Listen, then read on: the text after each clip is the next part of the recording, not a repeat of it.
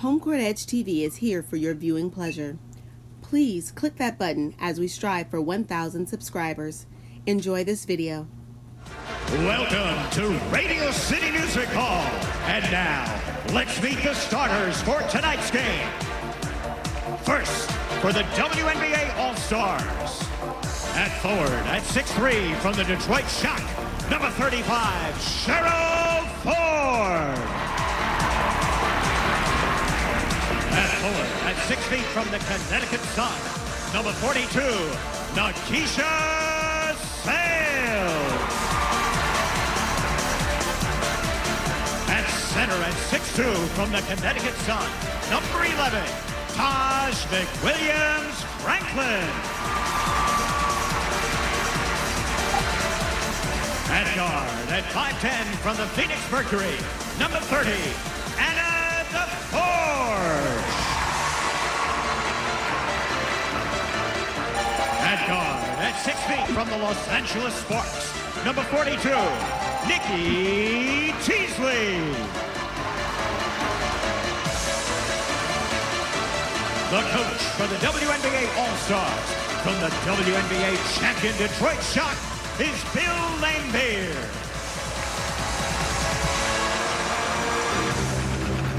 And now, let's meet the women's senior national team. At guard, at 5'7", from the University of South Carolina, and the San Antonio Silver Stars, number 4, Shannon Johnson. At guard, at 5'6", from the University of Virginia, and the Charlotte Sting, number 5, Dawn Staley. At center, at 6'5", from the University of Southern California, and the Los Angeles Sparks, number 9, Lisa Leslie. At forward, at 6 feet, from the University of Tennessee, and the Indiana Fever, number 10, Tamika Catchings. At forward, at 6'2", from the University of Southern California, the Houston Comets, number 11, Tina Thompson.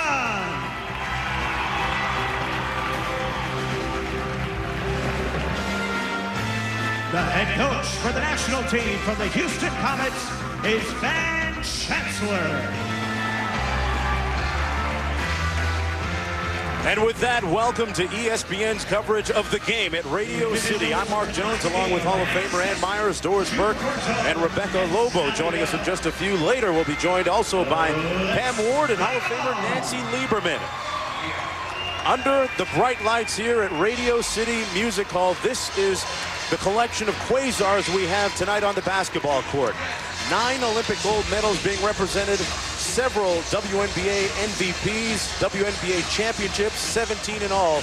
And what a unique event here at this Olympic send-off for the women's Olympic team heading to the Olympians.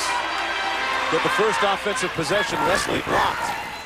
That's Nakisha Sales from the Connecticut Sun, averaging a little over 15 points a game this year. Taj McWilliams Franklin and Keisha Sales and Lindsay Whalen, all from Connecticut. And the WNBA All-Stars with 2 members from the Detroit Shock as well. Anna Nolan and Sheryl Ford, the first jumper of the game off the mark by Anna DeForge. And here's Shannon Johnson back the other way for the Olympians. The U.S. women's national team 34-3 overall. A stellar record. And a steal by Nakisha Sales. Staley tried to foul her. And Sales will get the uncontested layup. The WNBA All-Stars out of the gate first. Bill Laimbeer had told us, he said, anytime Lisa Leslie gets the ball, we are sagging 5 people in on her. We want to kick it out and let somebody else beat us. And remember, the United States has had essentially a day and a half of practice to get themselves prepared for this particular game. Leslie with the jumper off the mark. And this Williams Franklin with the outlet that's picked off by Staley. And the WNBA select team, Les. There's Shannon Johnson inside. Tina Thompson off the mark. You'll probably see a lot of passes and a lot of shots just not have that zip on it. And here you see this pass is kind of slow. Remember, it's a bigger ball, and the players are adjusting from the small ball to the larger size ball, even though a lot of them like playing with it because they played overseas internationally with it and when they're playing pickup games with guys. That's Tamika catchings off the mark. Yeah, most of the players that we had a chance to speak with favored the larger size pill. That time the ball tipped out of bounds, apparently by Thompson, but they're going to say it's the national team's ball. They have yet to get on the scoreboard, and Ben Chancellor's going to call a quick timeout. Chancellor started with Shannon Johnson and Don Staley in the backcourt, and with this 20-second timeout, we will take a Dasani timeout with two of my favorites, the subjects. Here it is. Nancy's older. She should be older. Let me see. I don't want to do the math. I'm not Phi Beta Kappa, but from 76, if one was 20, one was 18. Here's Tina Thompson for three. Rattled in and out, and the relentless rebounder Catchings got the rebound. Here's Leslie. That's going to be a key to this national team, I really think, going to Athens as far as they've got to hit the rebounds. They've got to get the boards and play defense because that's really going to be a key leading up to if they're going to make the gold medal. 1976. There they are. Look at the two. Side by side. It was a fun team. Billy Moore was our Olympic coach. Pat Head Summit I'm just surprised Nancy Lieberman said her age on national television. I know. What is she doing? What's the matter with that girl? It's out there. Lisa Leslie from outside knocks down the jump shot, and they're on the board finally. Yeah, at least I remember what my age is. Going to be a foul call this time on Don Staley. Leslie with the last basket. You look at the makeup of this USA team. Lisa Leslie, Don Staley, really the heartbeat of the team that's going to Athens. Well, and Sheryl Swoopes. Right now, Sheryl Swoopes, Katie Smith are out. They are not dressed for this game because of injuries. And also, Diana Taurasi has had a hip pointer. So if this team, I'm looking at the past Olympic teams that we've had, Mark, this talent-wise is the best we've ever had, healthy. Sheryl Ford, who worked out with the Olympic team. One of the last cuts, that time turned it over. Here's Shannon Johnson. And you also looked at DeLisha Milton-Jones. There's Katie Smith on the left and Sheryl Swoopes on the right. DeLisha Milton-Jones not with the team, Doris. Yeah, and you know, I talked to Gail Goestenkors, the assistant coach, and we've got such a great collection of assistant coaches with band Chancellor, Vivian Stringer, and Donovan. But she essentially said she did not expect to see either Katie Smith or Sheryl Swoopes prior to Athens. So the United States will leave for Spain tomorrow, and they will not play in those preliminary games, the preparation games. 3 exhibition games in Spain, hopefully to help them for Greece. Leslie from outside. Now Leslie working inside, fouled. And there we see one of the real cogent parts of international basketball.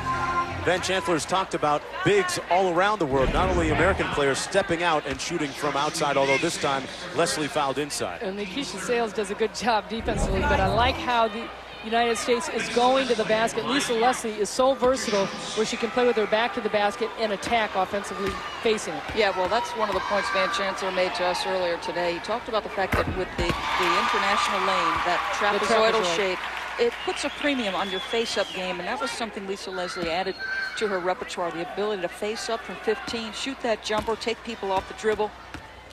Lisa Leslie, the first WNBA player to score 3,000 points in league play, as well as the first player to dunk in a league game. There's Anna DeForge back the other way, cross court to Sales. There was talk about the deception as far as the depth perception in shooting out from the stage and the lights, but it doesn't seem to affect the players. Nikki Teasley with a little bit of sugar on that dribble. Here's Ford on the low block. Williams Franklin with the miss. And Leslie got stripped in the open court. DeForge. Teasley for three. Teasley, the MVP of the All-Star game last year. It was a season ago right here in New York City, although the venue was different at Madison Square Garden, where she lit up New York and walked away with MVP honors. Cross court. Thompson for three. Got it. Well, I really think Tina Thompson's going to be huge as far as her ability to shoot the outside shot. She's physical internationally. She'll probably take up a lot of slack for DeLisha Milton-Jones. I'll tell you this, Shannon, if she does not get hurt with that strained calf muscle and misses those 9 games, for me, she's the leading candidate for WNBA MVP. Now, a lot will be determined in September, but she is having a superb year. There's probably about 6 or 7 players that are in that mix right now, but I totally agree with you. Tina Thompson, not just on the offensive numbers, but what she does on the defensive end and rebounding. Well, you saw the quick hands of Don Staley on the steal that time on Teasley. And Nikisha Sales comes back and knocks down the three-pointer, closing the gap to just 2 points. Sales out of the gate quickly with 5. Sales, the only player in WNBA history to make all 6 All-Star teams. Down low to Tina Thompson. Working over McWilliams. Franklin got a fortuitous roll for the bucket. Thompson says that she is so grateful that she is healthy this time around as opposed to the last 2 times in 96 and 2000 when she was making a run at the Olympic squad. She was an alternate in 2000. McWilliams Franklin with the left hand off glass. And we have a timeout on the floor here at Radio City Music Hall under the lights. A beautiful panoramic view. Back after this.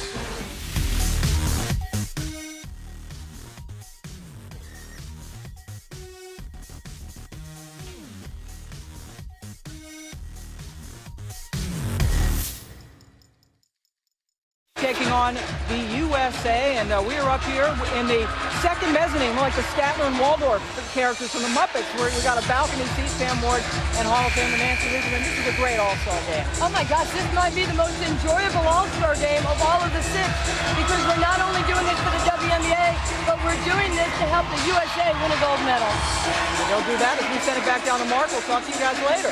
All right, thanks a lot, Pam, and kind of reinforces a point that David Stern made with the Olympic team this afternoon. Went over to the hotel and addressed the team en masse, saying basically, 1, thank you very much for representing your country and doing it well, and 2, had some very flattering words for the players. He said in the sense that, hey, nobody expected the league to be around 8 years later, but here we are, here and now, in large part because of your efforts.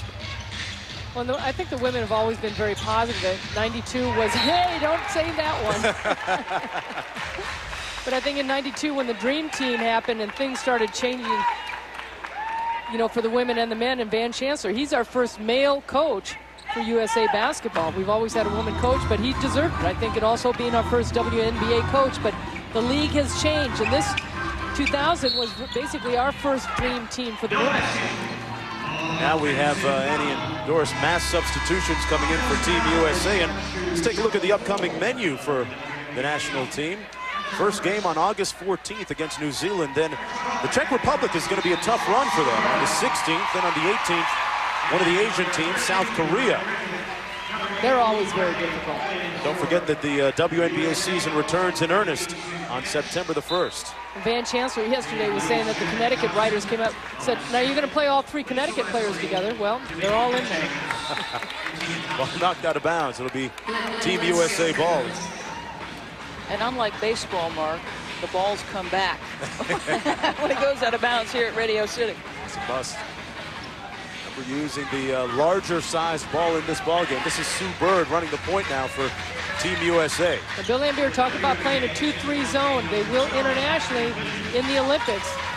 Yolanda Griffith inside off the nice feed from Sue Bird. Yeah, really nice pass. A big change for Sue Bird, 2002, her first participation on the United States World Championship team. A great growth in leadership for her, Mark, and who better to study under Annie than Dawn Staley? No question. Dawn Staley learned from one of the best under Teresa Edwards, and Edwards learned under, you know, great players before her with Lynette Woodard. They're just passing on the knowledge. Dawn Staley telling Sue Bird and Diana Taurasi as the youngsters coming up that don't be afraid, even as one of the younger players on this team, when adversity strikes, to be forceful in telling people where to go and how to do things. You know what Dawn Staley reminds me of? Her foot speed is not there, but she reminds me of the professor, Greg Maddox. He doesn't need speed, a 98-mile-an-hour fastball, though it helps. You know, he's all about location. That's Dawn Staley. Gail Goestenkors said there's not a player in the world who understands the game better than Dawn Staley. I thought that was high praise. Well, and because she's been on the team so long, and a lot of people used to say that about Teresa Edwards, and you could go back to a lot of the international teams. The Russians always had players that were in their 30s. And as Dawn said earlier before this game, now we've got a platform, as David Stern has created and Val Ackerman, a platform for women to become older and show what they can do. And play it a longer time. Dawn Staley sees the big picture. She told me, yeah, I want to thank David Stern for his money. Inside. Foul going to be called as Swin Cash battling underneath. Swin Cash of the Detroit Shock. As Dawn Staley watches this one from the bench right now anyway.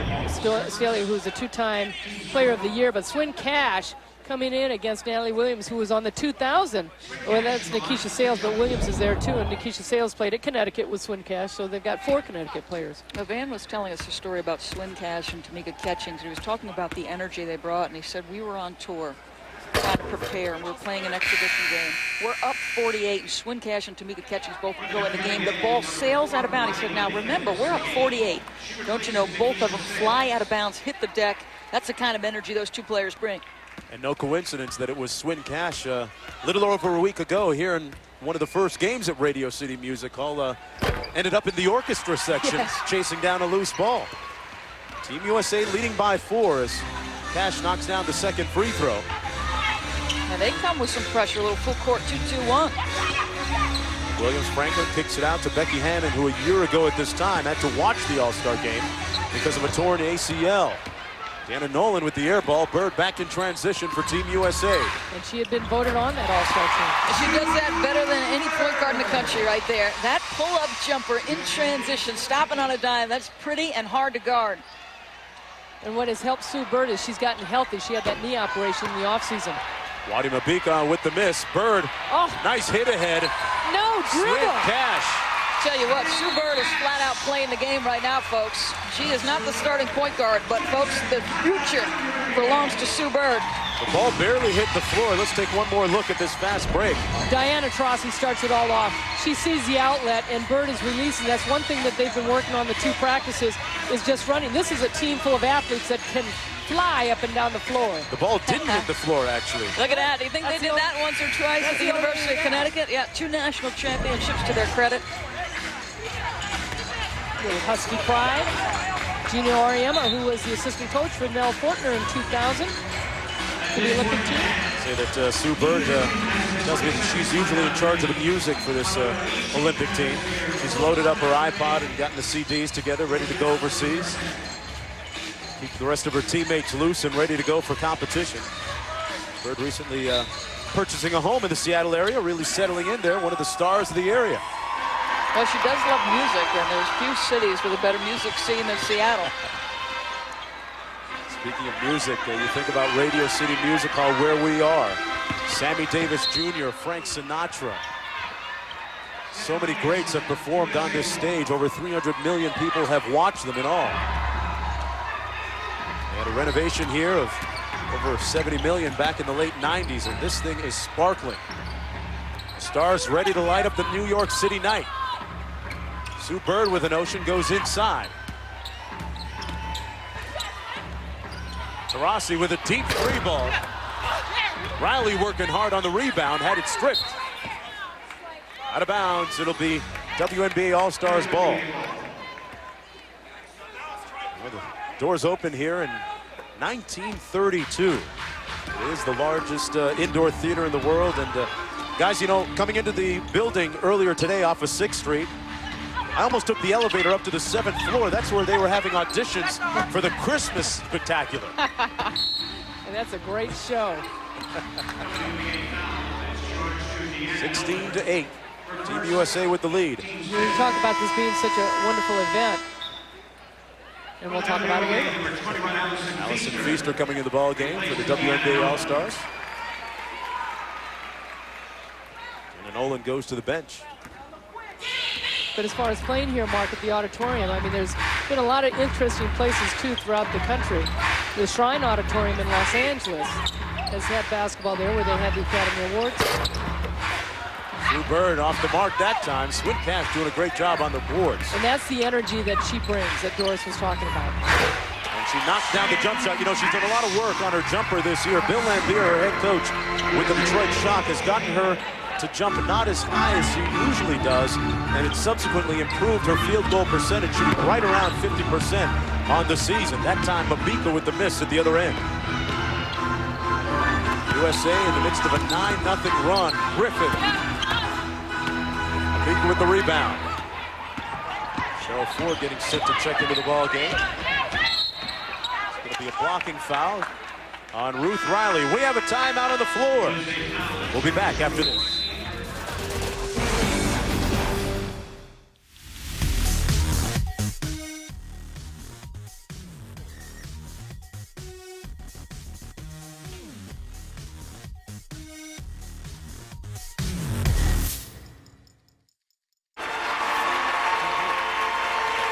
They're not 94 and 98 quarter games. No, they're not. Are they back now? Are ours.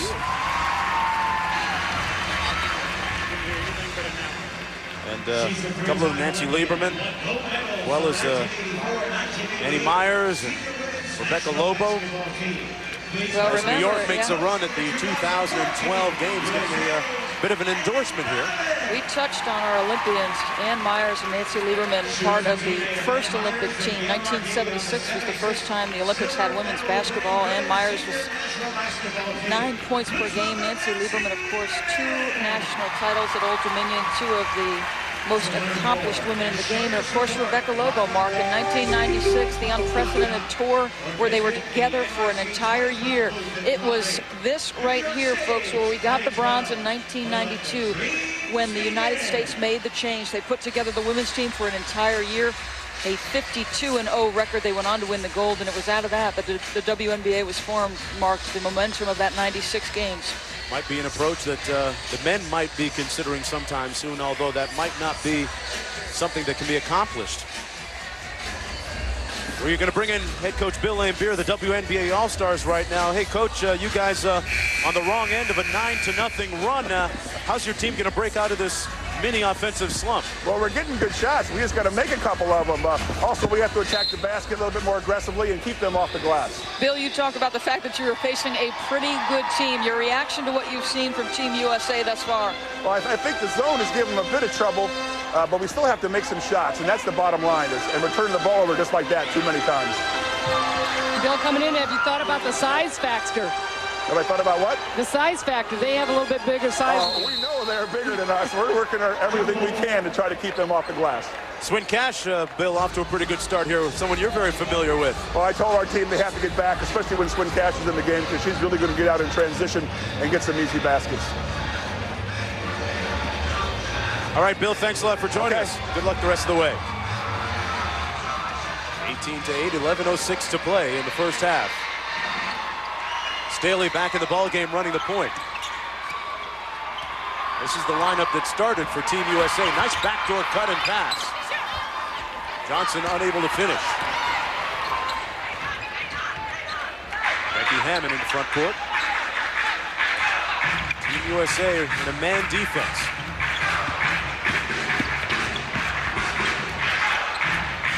Ford left wide open, and that's the part of the game, her game, that continues to improve. Well, I'll tell you this, if she ever gets a very polished offensive game, that is for sure a future Olympian. The way she rebounds the basketball and can defend, but can she get some polish on the offensive side? There was a lot of talk at one point, Annie, about Sheryl Ford perhaps being selected to Team USA. Well, she went on some of those trips, went down to Cuba, and she really performed well. But again, a lot of people are looking at her maybe for 2008.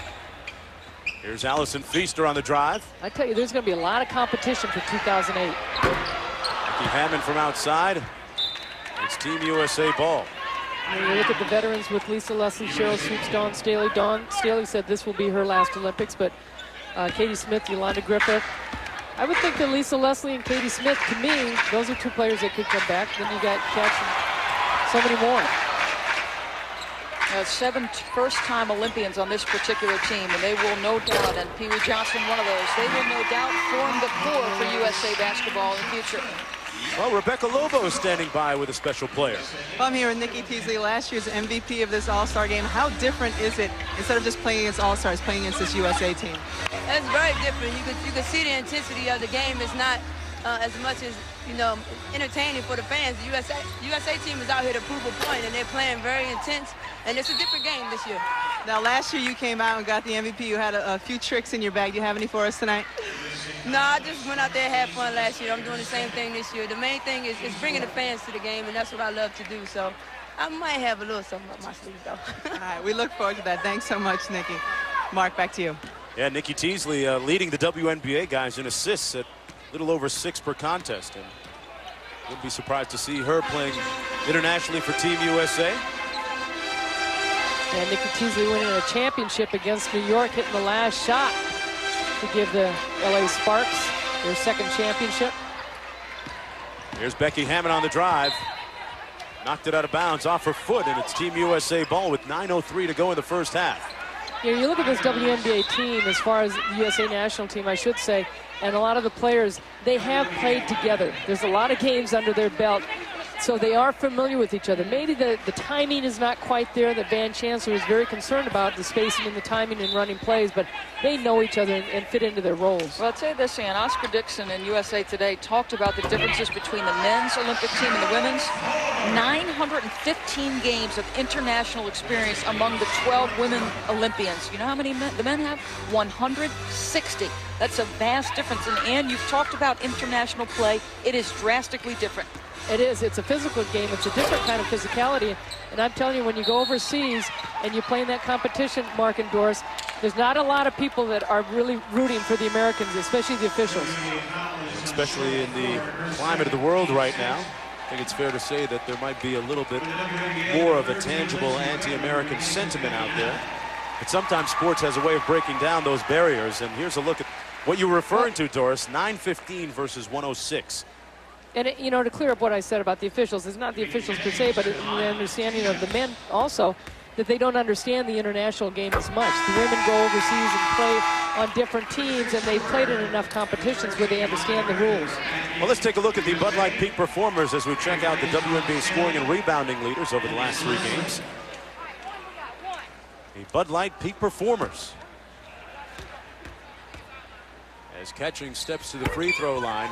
The thing that really jumps off the page at you about Tamika Catchings is her boundless energy. She goes 110% every time on the floor, and I don't mean that as a cliche. I mean that in a literal sense. When she was coming off of her knee injury and tried out for Team USA, Van Chancellor was shocked by the amount of recklessness she played with coming off a knee injury.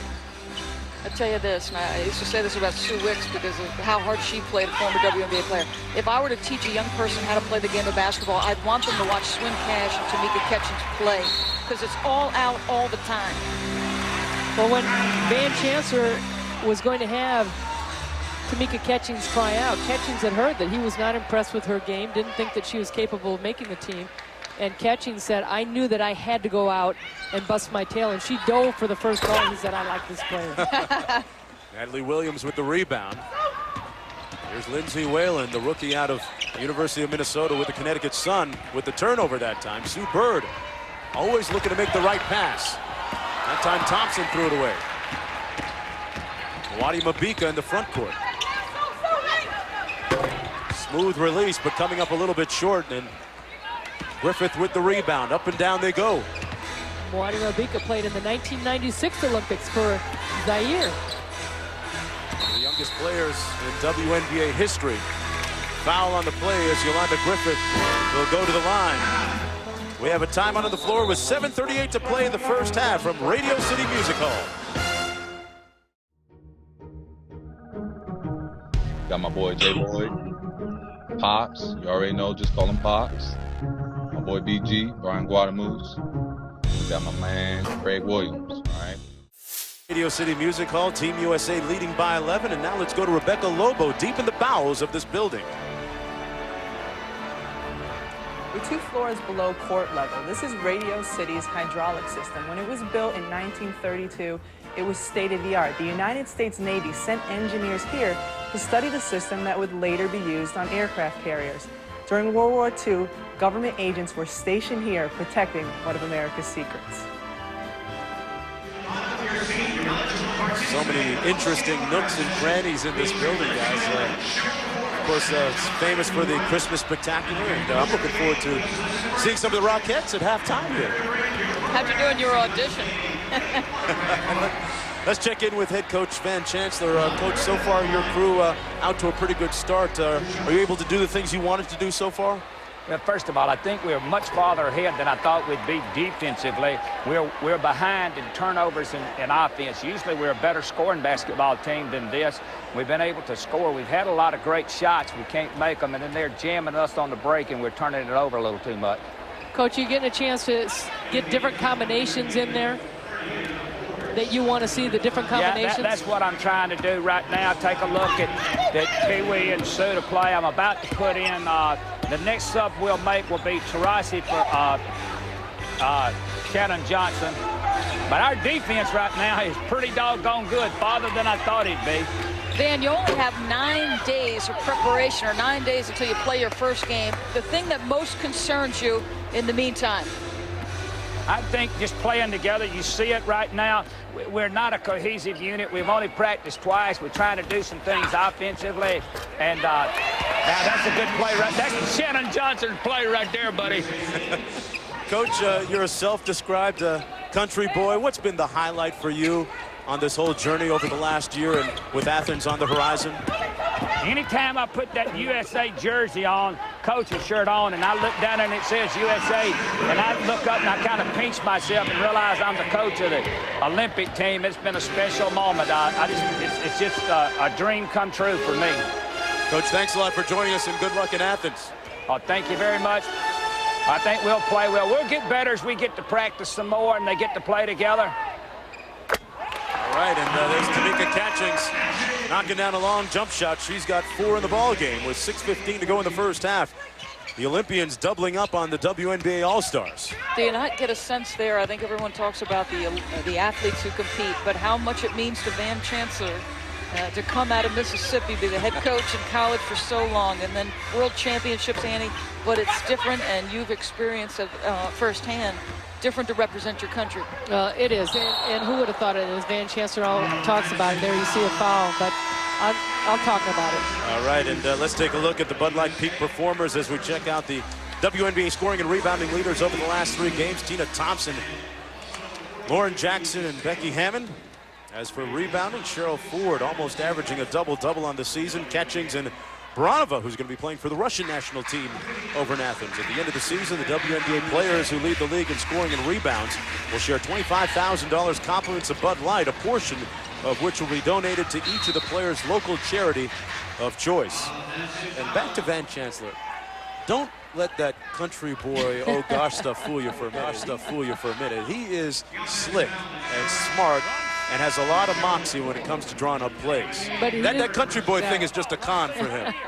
But he is very sincere. 19 years at Mississippi, and 15 of those years they scored 20 or more. They had 20 or more wins and 4 Elite Eights. I mean, he really did a terrific job, coached some wonderful players out of there. And again, to represent your country, there's nothing like it. And when they went over to China in the World Championships, I mean, that was something special for him, and this will be even more. Well, you talk about China. The assistant coaches, Vivian Stringer and Gail Goestenkors, told me a story about Van Chancellor. And, everybody wants to beat the United States, and obviously they're overpowering our select group of all-stars here. But these assistant coaches, there's Donovan on your left, Gail Goestenkors, and Vivian Stringer. They said in the World Championships, everybody's pulling against the United States. They don't want us to win. But Van Chancellor comes into the arena. They're ready to boo us. Van is walking around, passing candy out. Candyman. Doing everything he normally does, talking to everybody in the audience. Before you know it, they start cheering for the United States on the strength of his personality. He's the Pied Piper. He knows how to get people to follow. And right now, his team playing some sweet music in Radio City Music Hall, leading 33-14. We'll be back after this.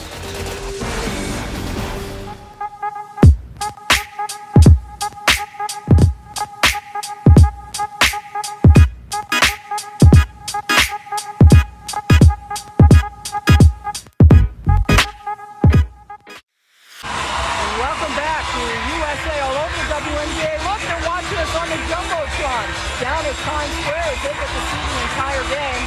Coming up on our Herbal Essences halftime report, Sam Ward and Nancy Reagan. And we're going to get to see the Radio City Rockets live and also visit with Sheryl Swoopes.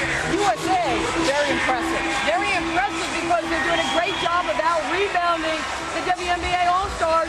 I really like what Catchings has done. She's given the Olympic team a lot of energy and a lot of versatility, the long three, the rebounding. She can do it all. Let's go down to Mark. We'll see you soon. All right, guys, back to the action. WNBA All-Stars with a little bit of work to do. Teasley running the show at the point now. Inside for Natalie Williams, out of bounds. That's the second one that they've tried to get into Natalie Williams. They've thrown away, but the size factor has been huge for the USA team. 20-9 on the boards and 11-0 on the second chance points. That's what the view looks like from up high. That looked like a third mezzanine level shot. Here's Taurasi on the wing, a little pick and roll. Oh, nice how pretty. Inside to Swin Cash. Just the ability to split that screen. Been a great year for Swin Cash going back a year ago. She's been involved on magazine covers. She's shot a reality TV show, cover of TV Guide coming up. Her face has been plastered all over several different media outlets. Oh, look at that pass by Taurasi. Great vision. What a feel. Cash missed a couple of times that time. USA on a 26-6 run. Here's Cash again. Oh, she put it on spin cycle. Had it knocked away. I tell you, Yolanda Griffiths spin off that ball in half court. I was really hitting up Swin Cash a little bit earlier yesterday on this reality TV show that she'd done, trying to get her to divulge some details of it. She wouldn't give it up, though. Inside, Taurasi, the catchings. Well, that's one thing Van Chancellor was talking about to Diana Taurasi. He said, you've got a shot, you got to start taking it. And she's such a good passer, and her teammates have to be aware that she might give it up. But she's going to have to learn to take the open shots, too, and not overpass. You have to wonder about the hip pointer injury that she has and whether she's 100%, Chris. Well, Van Chancellor said to her, listen, can you go tonight? She said, Coach, I can play 40 minutes if you need me. She loves the game that much. Take it back out to Forge off the mark. Well, we see a lot of shorts being missed, too, by the WNBA. We talked about the size of that ball. Bucky Lasek has won 3. So I'm sure he set that up and said, look for your shot. Well, I think her skills are really at a premium, Annie. Why? You're going to need some perimeter scorers. You're going to need people who can shoot the basketball. You don't have to look any further than the United States men's team to know what kind of premium there is at shooting. Absolutely. Internationally, you've got to be able to shoot the outside shot. They are deadly, and as far as the international teams, the Russian team, the Australian team, the Brazilian team, Czech Republic, South Korea, and it just goes down the list. They are so efficient out there. Let's go to Rebecca standing by with Lisa Leslie. Lisa, you've played in venues all over the world. How different is it to play here in Radio City Music Hall? Well, this is definitely different. Being on a stage like this, I mean, we figure our games on stage when we're playing in front of people, but to have the crowd only on one side, it's different. But you know what? I was able to, once we started playing, you don't really realize that you're actually on the stage, so it's not too bad. Now you're coming into your 3rd Olympics. What's different between now and when you were in your first one back in '96? I think just the international experience. Watching the guys, you can see that it's definitely a different game versus the style that we play. It's a little bit more physical. You know, they play zone, they like to pack it in, but also internationally, your forwards and your centers can shoot the 3-ball just as good as the guard. So I think just making the adjustment is the biggest deal. Dawn Staley has come out and said this is going to be her last Olympics. Is this the last one for you, or are you looking at 08? Well, I can't say this is my last Olympics. I'm feeling good. My body feels really good. I train hard so that I can play as long as possible. So I feel good. I can't say that this is going to be my last Olympics at all. Thanks so much, Lisa. Mark. All right, Rebecca. Off the Cash miss, it's Hammond. Boy, Team USA really getting up and down the floor, and Van Chancellor going deep into this bench. I put it to you guys. When you get into the Olympics, the competition's a little tighter than you would think it is here right now. Do you shorten up your rotation? What do you go? Do you go with 10 players, or do you shorten it up a little bit? Well, I think most coaches have a tendency to shorten up the bench, but I tell you, I don't believe that Van Chancellor will in this Olympics because we are so deep from top to bottom, and we've never really had that before. I mean, Diana Taurasi is our youngest player, and she's probably one of our most understanding of the game, mature-wise.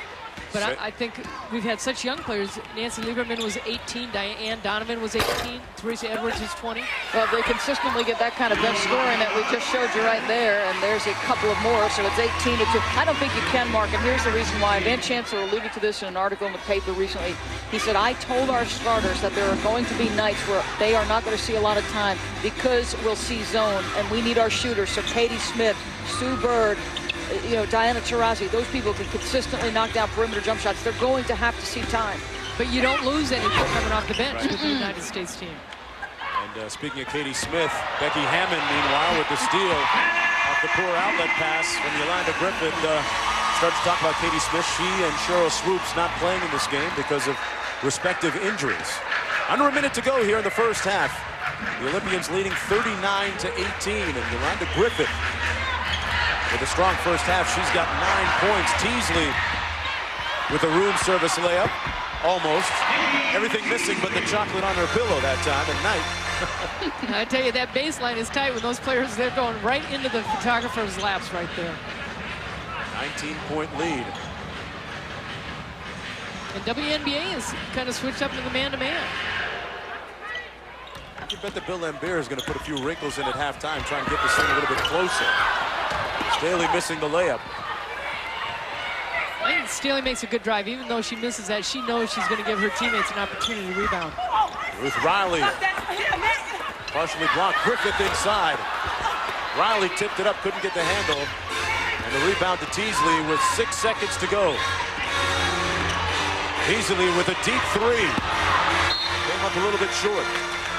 As Catchings and Johnson check into the game for Team USA. And can't get enough of your favorite stars. For exclusive photos, interviews, and features from tonight's game and the WNBA players in Athens, log on to WNBA.com.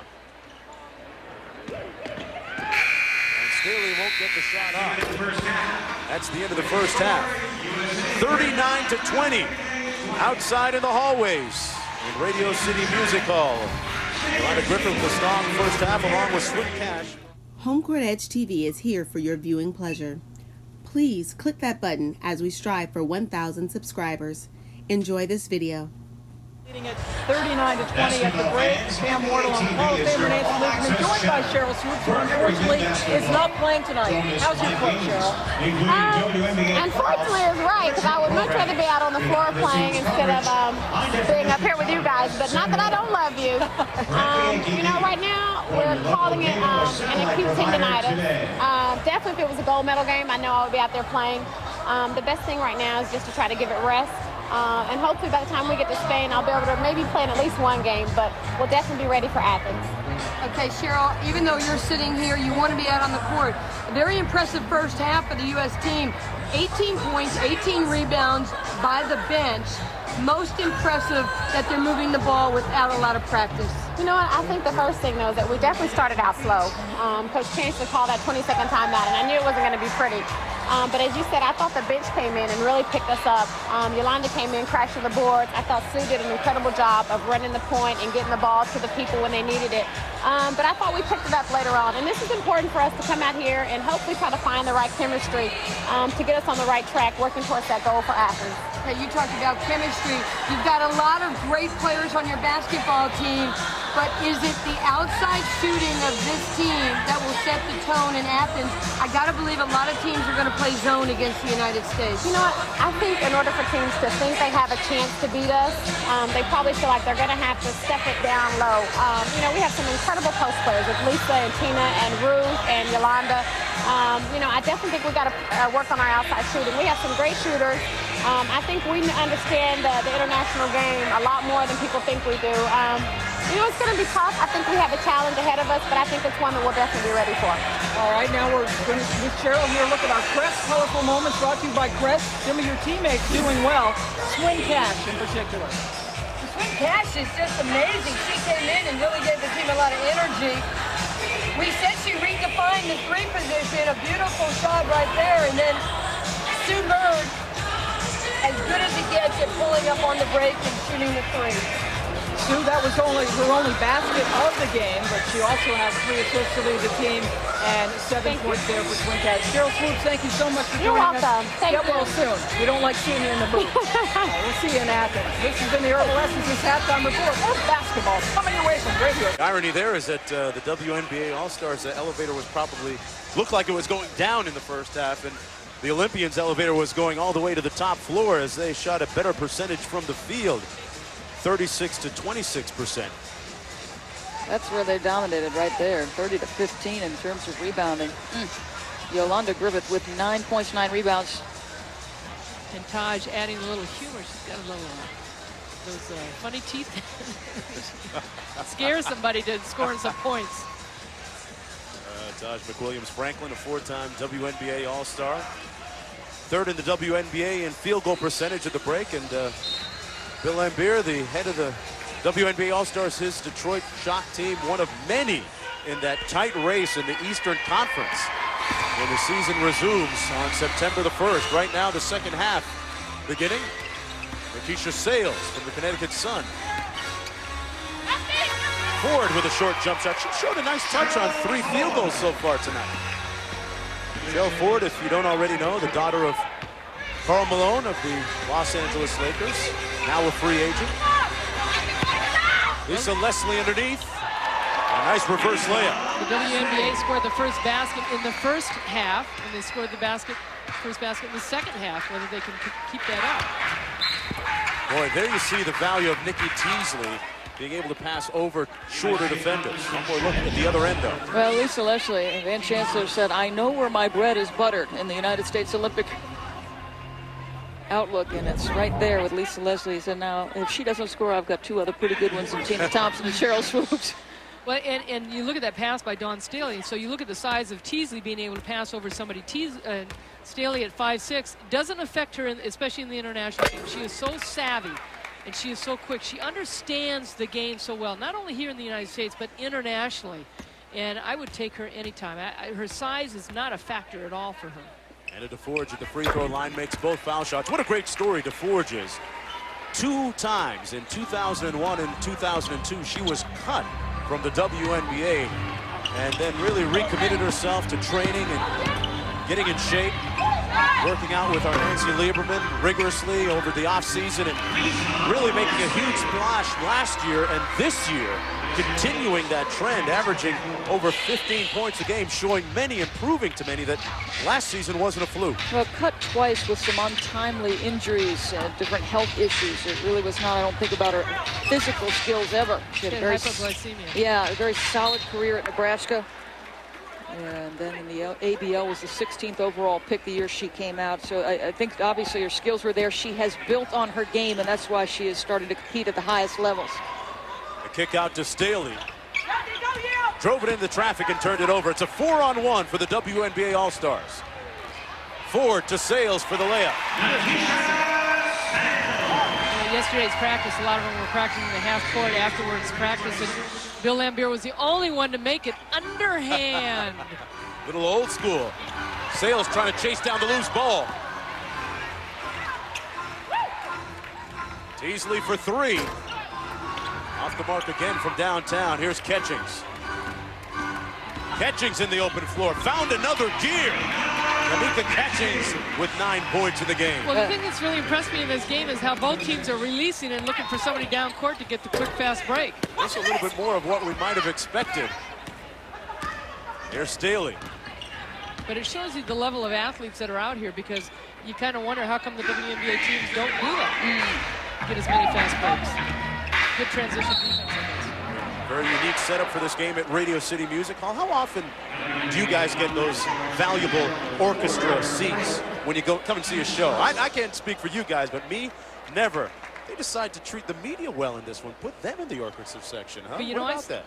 I sat down there yesterday at practice, and it's tough. You see that everybody's needs. If you sit back in the chair, you can only see waist high. Catchings come out of nowhere to get that rebound. I mean, he is just full of hustle and energy. He was talking, Van Chancellor, about Catchings. He said, I can start her at 3, the 4, the 5. He said, I could put her in so many different positions, 2, 3, 4. And with Swin going the 2 and 3 or the 3 and 4, that's 5 positions between 2 players. Well, catch on the World Championship teams in China really helped the team out because of their ability to defend.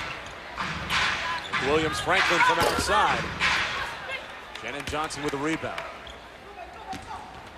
Shannon Johnson and Dawn Staley started in the backcourt, a rather small backcourt, but Van Chancellor unconcerned about that because he feels that Johnson plays a lot bigger than her size. Catchings missing from outside, out of bounds. And it's WNBA All-Star ball. The 3 officials today are Sally Bell, June Courteau, and Nan Sisk. There's Sally Bell. She was an official, went over in '96 in Atlanta. Nan Sisk will go this year to the Olympics, and June Courteau went in '92. Darlene May was the very first woman to go to the Olympics in 1984 and officiate. I played for Dar. Now, Ann, you've played international basketball. How do you argue with international officials when they don't speak English? Or when some of them don't speak English? Smile and swear. Oh, I see. Don't give a mean look like, what's going on? I knew there was a secret to it. That's right. Here's Shannon Johnson. Nice feed inside to Tina Thompson for the finish. Tina Thompson having an MVP-type season. In a big game tonight, she's got 7. No, but it is very difficult because you have people from all over the world officiating differently. And when you have the officials out there together, they have communication problems. let alone the scorekeepers. Well, Nan Sisk will be in the opposite pool of the United States, is not allowed to officiate any of their games. She can officiate in the same, in the medal rounds, but never for the United States. So it's an interesting situation for the officials. Well, Bob Burnquist has tasted X Games gold 3 times, and he's looking for more in the skateboard vert right there, final. It's day 1 coverage of X Games 10, live from Los Angeles. It's coming up next right here on ESPN. Burnquist got to take it over for Tony Hawk. I've got all his video games. Actually, my son does. Yeah, and you're Shay Jones has them all, yeah. You're playing them. Here's Leslie with the rebound. Ron Staley, point guard, part-time head coach at Temple University women's team. Here's Sales. Sales has come up with a 3rd steal. Timeout on the floor here at Radio City Music Hall. We'll be back with more right after this. How it's presented, well, it's presented very well on a large stage here. People were wondering whether they'd be able to fit a 94 by 50 piece of hardwood on this stage, and they've been able to do it with room to spare. And let's talk about the Olympic experience with 3 of our Olympians, and I'll start with you. How tough was it back in the day when you played, dealing with egos? You've got a collection of great players. How difficult is it with egos and balancing minutes? A lot of us, you have to remember, back then didn't have the opportunity to know each other. We were all from different parts of the country. We all had our egos, believe me. We all thought we were pretty good, but we didn't have the opportunity like they have, like AAU today, and junior national teams, and playing on all these international teams together. So just getting to know each other that way, and we all had to blend in as far as our egos were concerned. Nancy Lieberman, I'll bring you in next. How difficult is it dealing with some of the imperfect conditions when you're in a foreign country? Was that much of an obstacle for your crew? Well, Mark, I just want to address the ego part. You have no ego when there's 12 women in one apartment in Montreal and there's only one bathroom. Annie knows what I'm talking about.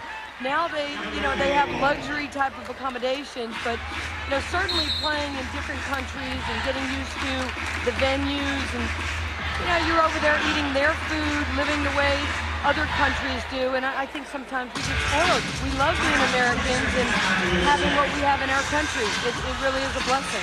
And Rebecca Lobo, you, the most rewarding part of your Olympic experience?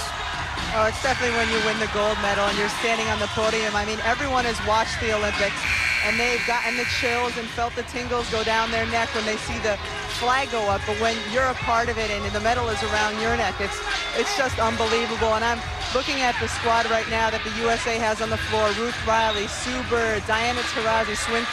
It's all going to be their first Olympics, and 96 was my first and only. And they are in for just such an incredible experience. They've got great veterans to learn from, and it could be like it was for me, a once in a lifetime and one to remember. Here's a look at Nancy's silver medal from the 76 Olympics in Montreal.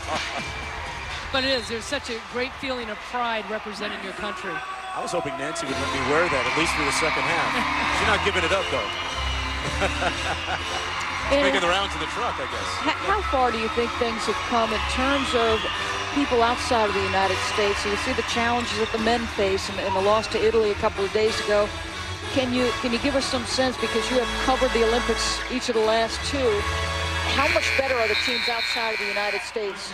Well, first of all, you have to go back to 76 was the very first year they had women's basketball in the Olympics. 32 was the very first year for the men, and that was outdoors.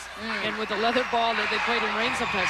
But the fact that Russia dominated for over 20 years, the Soviet Union, it wasn't Russia, it was the Soviet Union, and then it became the unified team in 92, and that really changed things. As much as the American men, coaches and players have gone overseas to help teach the game. So now we're talking about the men's skill level and how these teams internationally have kind of come up. Well, it's become because of the Americans have really helped teach that. Well, now what's happened on the women's side, in 92, it helped create the WNBA. Right. And because we won the bronze, which I don't think is that bad, but we still had the best team in the world. But the fact is that really changed things in this country. So now we've got veteran players, women that are playing in their 30s, which was huge, where in the past, those teams overseas, they were professional teams that were together 10 to 15 years. In a similar circumstance this year, I mean, you've got a lot of players that did not come back to participate in the WNBA, elected to stay at home. Right. You talk about the Czech Republic team. Kamila Vodičková was told if you go to play in the WNBA, you will not play on our national team. And there you see it. These are 3 players that did stay. Elena Baranova, Lauren Jackson, and Penny Taylor stayed and played in the WNBA, and they will be on the Olympic team because they are veterans. I mean, Lauren Jackson, the MVP of the WNBA last year. Elena Baranova, the MVP of the World Championships in '98, and a veteran player for the Russian team, their captain. Somehow I think Lauren Jackson was going to play in the Australian team no matter what she did. Hey, listen, Russia and Australia, the heads of their teams aren't going to tell them not to play. Well, but Svetlana Abrasimova did not get invited to play on the Russian team. Here's Teasley. Those are the 2 teams that seem to be foremost in the mind of the coaches, Annie. Australia and Russia as the 2 biggest competitors to the United States in terms of the goal. And don't forget about Brazil. Jeanette Arcane is one of those players that stayed and was pressured by her country to stay on that national team. Sue Bird missing from outside, and the Olympians play their first game August the 14th against New Zealand. And we have a timeout on the floor as Sheryl Swoopes watches from the sidelines, and we're going to take a full timeout. Sheryl Swoopes trying to get out of that boot. Get back on the court. We'll be back after this. Back at Radio City Music Hall, 72 years ago, Mr. Rockefeller helped put a shovel in the ground with the help of all his money, by the way, and built this wonderful building. And we have an interesting fusion of sports and entertainment. A certain type of theater on display tonight. A send-off game between the WNBA All-Stars and the USA Olympians. I'm Mark Jones along with Ann Myers, Doris Burke, Pam Ward, and Nancy Lieberman. As Team USA has pretty much dominated from the opening tip. The WNBA All-Stars with only 1 lead in the ballgame. That was at 2-0. There's Swin Cash going inside to Griffith. On to Griffith. Chase down her own rebound. Griffith was one of the last additions to the Olympic team. In some circles, it was a controversial choice because she did not tour with them. Here's Riley going glass. And Ruth Riley being added to the team when DeLisha Milton-Jones went down with a knee injury, who was on the 2000 Olympic team. And Bill Laimbeer was very vocal about one of his players not being picked up, Ruth Riley or Sheryl Ford. It's Natalie Williams. 9 on the shot clock for Becky Hammond for 3. Sue Bird on the move. Williams Franklin knocked it out of Swin Cash's arms. 51-27 with 12:37 to play. Well, you are essentially seeing the second unit here for Team USA, Mark, and every time they've come in, the pace of the game has changed. I mean, the speed of it has just gotten up to a great pace. They've scored easy baskets. Well, there's such scores. I mean, every position they can score from. In the '96 team, which was Lisa Leslie's first year, she averaged 19 points in the Atlanta Olympics. And this is a team, though, that is so well balanced. And Katrina McLean was on that team, was probably the best player in the world, but Lisa Leslie, really, that was her stage. Well, the highest scoring average ever for United States Olympian, Lisa Leslie, in that particular Olympics. And they beat opponents by over 33 points a game. Wow. Williams Franklin, meanwhile, at the free throw line. I saw her get fouled on that field goal attempt a moment ago. And guys, I noticed the extra step-through move she made. That's something that in international basketball is given to you a lot of times, where sometimes you don't get that here domestically. No, and I think that's where the men struggle with. The men travel before they take that step. You got to time your traveling right. No, you're right. But at the end, internationally, you can take the extra step. Griffith underneath. Lana Griffith battling on the offensive glass, not once but twice. Missing again, and Cash finally cashing in. Well, that's an area you talked about in the first half, Annie. Our offensive rebounding. You've got 2 of the best rebounders in the country in Yolanda Griffith and Swin Gash. And Van Chancellor alluded to that. He said a lot of the Europeans, it's a 4-out, 1-in system, and offensive rebounding will be where he could do a lot of damage. We're already seeing that. Well, again, I think it's skewed a little bit because as relentless as the United States is, the international teams are very physical and big. Time out on the floor, and we'll be back after this. Ward and a very talented crew behind the camera that you never get a chance to see in the truck. And time now for the secret strong play of the game, and it's Swin Cash working the boards inside along with Yolanda Griffith. Cash on the other side of the rim with the putback. And we are going to bring in head coach Bill Laimbeer of the WNBA All-Stars. Coach, things not going your way.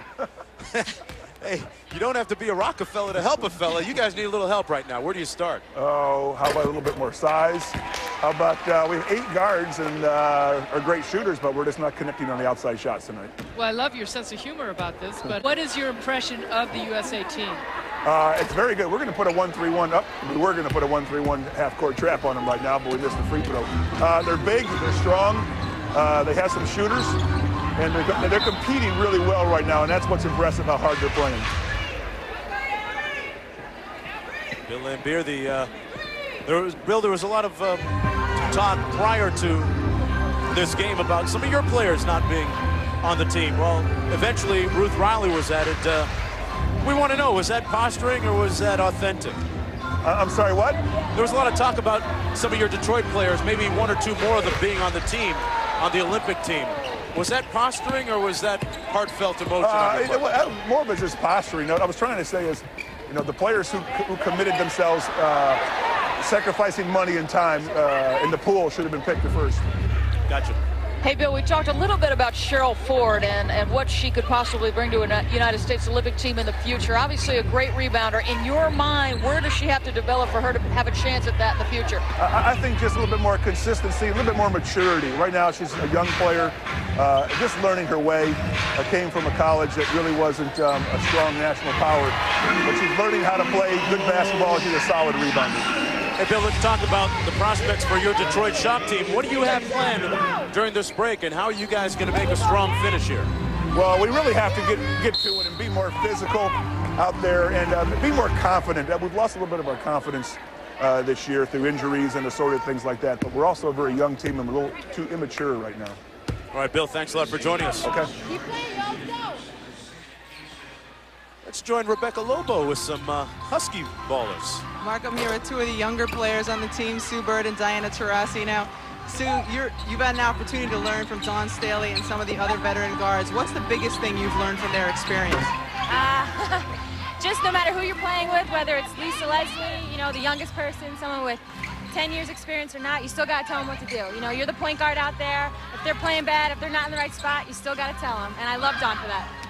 Diana, you've won 3 national championships in a row. You're coming off of having a great rookie year. Where does this fit in all of the accomplishments you've had so far? I mean, it's great. I mean, to play on this team with so many great players and, just have an opportunity to go to the Olympics, means a lot. And as far as the Olympics, probably Saks is, the highest thing I've ever done. So I'm excited.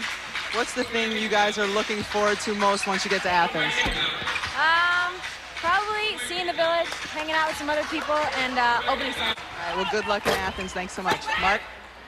All right, thanks a lot. It's interesting watching, especially Diana Taurasi, prior to the game, doing some interviews from the different media outlets that are here at the game as Tina Thompson gets the layup. Diana Taurasi is built for stardom. I really believe that. I mean, you see the way that she handles herself, not only on the court, but off the court, doing interviews in fluent Spanish with Deportes, ESPN Deportes, and Telemundo, some of the Spanish language stations. Very, very impressive. Well, their mom and dad are Italian, but from Argentina. Right. So she will fit right in and picking up language. And you're right. I mean, when a certain player comes around, it's like a Tiger Woods.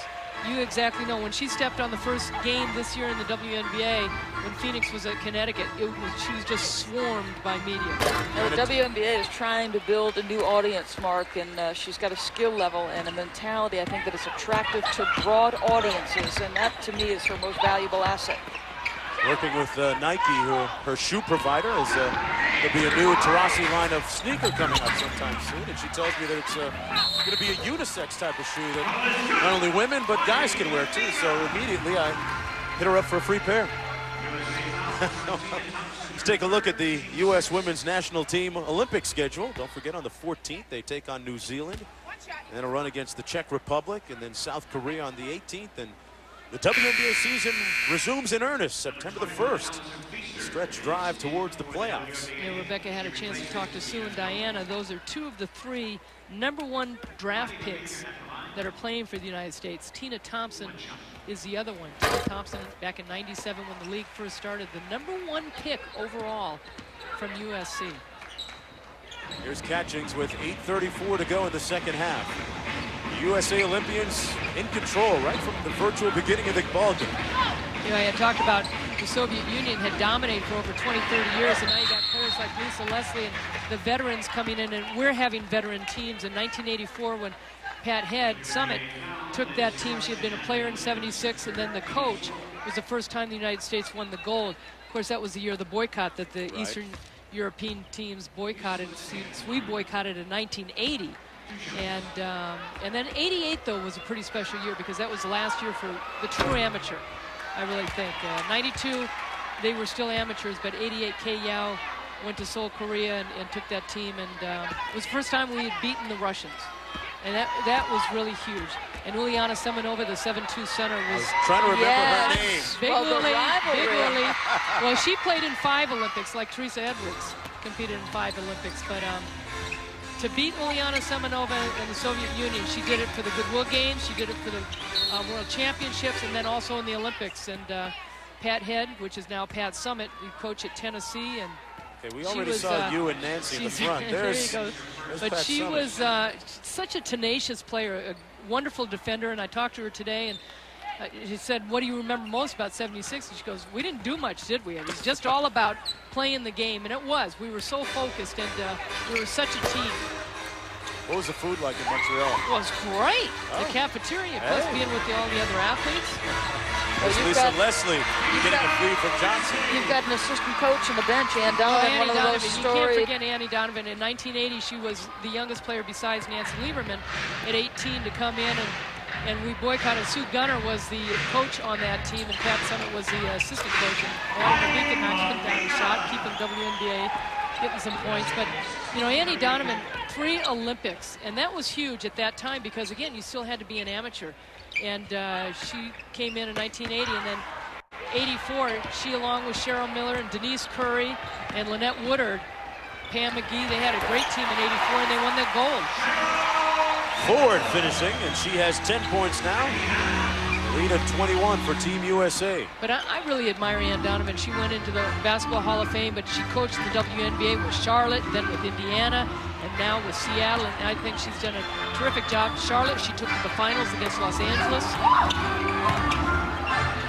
There's Mabika again from the baseline, and Ronnie Mabika knocks down another jumper. That jumper is so pretty and just great. Mabika and the Sparks, the best overall record in the WNBA heading into this break. Well, you mentioned earlier, too, Mwani Mabika came into this league at 18 years old, the youngest player, and now such a veteran. She, Tamika Dixon, and Lisa Leslie, the only 3 with LA that are original players. Catchings with the 3 ball. She's got 12, the daughter of Harvey Catchings. You know, we talked about the depth perception, whether it would really affect from players in the corner shooting out into the crowd. And really what I remember is the Astrodome back in '69 with UCLA and Houston with the Alcindor and Hayes. Lisa Leslie a few credits shy of her MBA, but looking very much like a master on that layup. We'll be back after this. Play, and don't forget that the X Games is coming up next. Live from Los Angeles. That's not going to be the case with young Mr. Manning at the helm of the New York Giants. Got to keep him upright. Did you see that front court scoring, 54 points by the USA. I also have 54 rebounds. Boy, that's the 3rd consecutive jump shot that Mabika has made from that same spot, guys.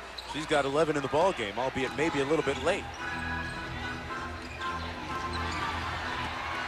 There's Feaster with the steal. And a foul on the play, and we're going to bring in Coach Chancellor once again. And Coach, talk to us about your rotation and how deep do you plan on going into your bench when you get to Athens? Okay, I wouldn't rotate like we are right now. I just don't want to.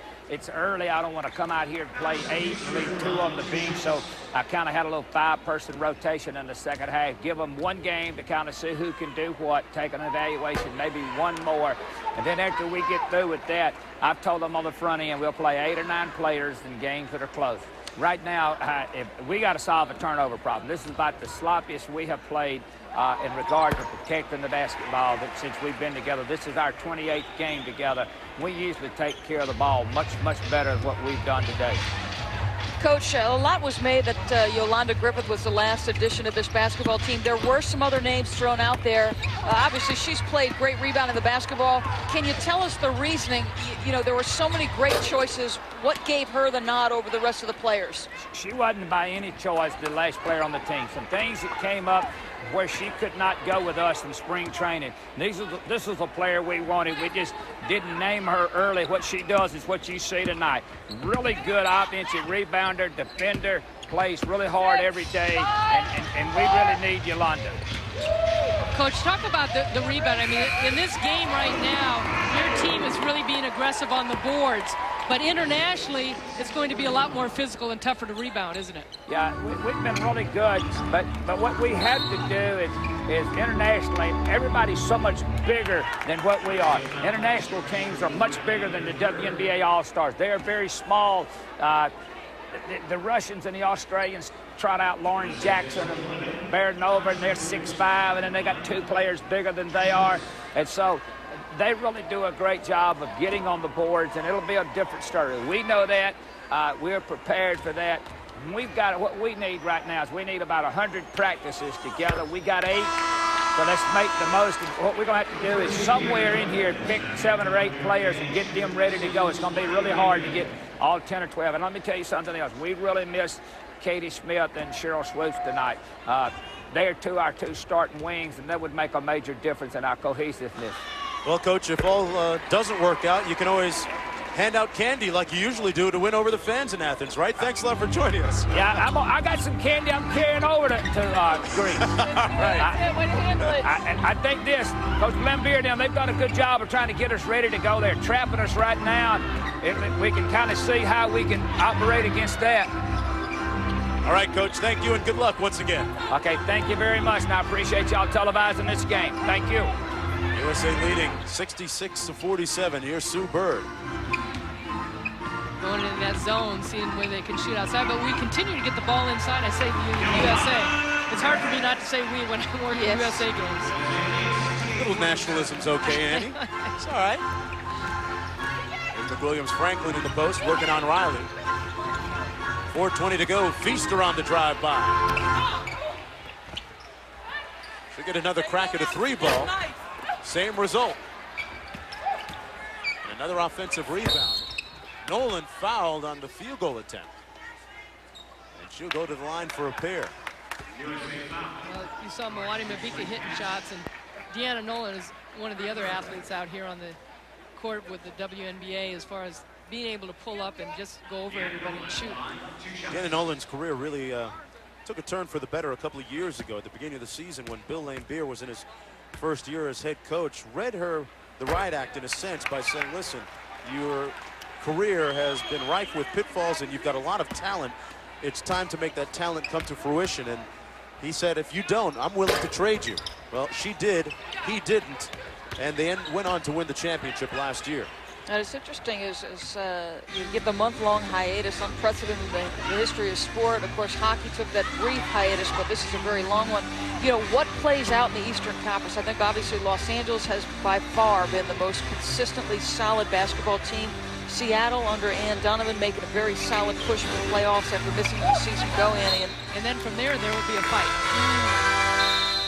Sixth night's Cascade dish and assist winner is Sue Bird. 3 assists tonight. They say up in Harlem, 155th Street and 8th Avenue at the Rucker, she's got mad handle. She did. Didn't she come in the first half and just really change things around, picked up the tempo, and just really made everything quicker? All 3 of those assists came in the first half, and that pull-up jumper that she has is really unparalleled to me at the foul line on the wing in transition. that ability to stop on the dime and create shots from that one spot. Well, 24 turnovers for the United States, and it's one thing that I'm sure Van Chancellor mentioned to us that they're really concerned about. Staley with 5, but you know, this is the kind of game though that gets you refocused, like the USA men against Italy. Right. With a different type of result, obviously. And with all due respect, they've had 2 practices prior to this basketball game. I think they need a little bit of continuity, a little time together. There's Whalen on the wing. Nice move. Pivot around Staley. Lindsay Whalen, the rookie from Connecticut, with her first field goal of the game. Lindsay Whalen saying that she's going to be running one of her basketball camps back in Minnesota during the break. Lindsay Whalen loaded in by the fans.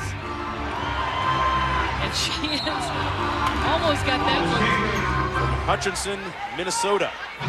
Don't forget Friday at 7 Eastern, ESPN's coverage of the 2004 U.S. Men's Olympic basketball team continuing. Allen Iverson, LeBron James, Tim Duncan, Carmelo Anthony lead the national team in an exhibition game against Serbia, which has to be considered one of the favorites along with the U.S. and Lithuania, guys, for the gold medal. And we all saw what happened against Italy a few nights ago, and then against Germany when it took an Allen Iverson 3-point shot to win the game at the buzzer. 68-50. Nice feed over the top of the zone by Bird. Leslie inside off pass. Good ball movement by the USA team.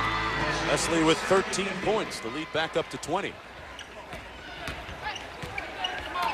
the quickest way to raise the ire of Lisa Leslie is to mention her age and that she might be on the downside of her career. Downside? That's what some people have the nerve to say. I didn't say I did. Gracious, sakes alive. She leads the league, prime. Leads the league in rebounding and block shots. And those must be men saying that. Well, not this one. 13 points, think. 12. Well, I'm not hating on Lisa Leslie. To say, but she is in the 30-plus age group. And let's go to Rebecca Lobo, checking out the digs. Forget it's coming up next live from Los Angeles. We're gonna have the finals tonight of the skateboard vert competition. You know, to get back to your comment about Lisa Leslie and some of the older players, I think that they are just in their prime. They're not as beat up as the men. They don't take that kind of pounding on their body. Shorter season. That helps a little bit. I hope that move just proved them wrong. Never had it, never doubted her. 15 points. For the former MVP of the WNBA, Lisa Leslie has a long list that she writes things down on at the beginning of every season that she wants to accomplish, and she continues to just tick things off and raise the bar for herself. And every year it's amazing how she continues to add different dimensions to her game. That's the thing that I love about her. This is one of the elite, if not the elite player in all of the women's game around the world. And every offseason, it's the work ethic that adds something to her repertoire. I mean, she can now shoot the 3 with consistency, and she can take people off the dribble. I know Michael Cooper and she worked on that in one particular offseason, but that's what you want. That's someone who strives to be the best every single season. You talk to every coach in the WNBA, and they're trying to find somebody to defend Lisa Leslie. What can they do? And they all collapse with 3-4 players on her. Michael Cooper, the erstwhile coach of the Los Angeles Sparks, has had a profound effect on Lisa Leslie in her basketball career, and Lisa very outspoken about missing Cooper, although the beat continues in Los Angeles. Carlene Thompson and the staff there doing a great job as co-coaches, coaching by committee. Ryan Weisenberg and Carlene Thompson. Here you see Deanna Nolan knocking one down, but I just think that those 2 games that they won, and now they go into this hiatus, whether the Sparks will pick somebody up or let those 2 take it all the way. And don't forget the WNBA season begins in earnest once again on September the 1st. And our GM player of the game is Yolanda Griffith of the Sacramento Monarchs. General Milners will donate $1,000 to the Make-A-Wish Foundation on her behalf. Lisa Leslie and Tamika Catchings also with double-doubles. Emily Williams underneath. That's pretty impressive. 3 players with double-doubles. Well, after this, it's on the big steel tube with wings on it over to Europe and continuing to prepare for the Athens Olympics coming up. Whalen meanwhile with the layup. Lindsay Whalen has been fun to watch towards the sim. She's got 6 points in the game. Second in the WNBA in assists. Tina Thompson driving hard and called for the offensive foul.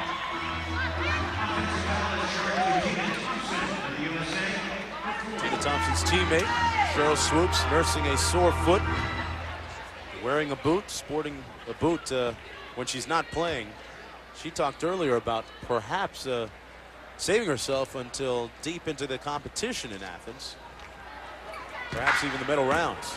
Of course, Chancellor will have something to say about that, whether that fits into his plans. Here's Brendan Nolan. The hard part will be the conditioning, because Katie Smith and Sheryl Swoopes sitting out, and they'll fight through those injuries, but it's going to be the conditioning, and two of those players are big-time scorers from the outside. Well, conditioning and timing, these 3 games, exhibition games they'll play in Spain, are important ones. So you talk about continuity and turnovers. Well, you get that by repetition. This one is cooked, glazed, and sliced. Thompson with the miss. And the Olympians win 74-58. That's our final score from Radio City Music Hall. Coming up next, day 1 coverage of X Games 10, live from Los Angeles. There's been a presentation of ESPN, the worldwide leader in sports. For the entire gang, I'm Mark Jones. So long, everybody. Hey guys, my name is Kayla Padilla. I'm a sophomore guard at the University of Pennsylvania. Been training with HomeCourtEdge for almost 10 years now. Please make sure to like this video, subscribe, turn on notifications, and follow us on all of HC's social media channels, and stay tuned for our journey.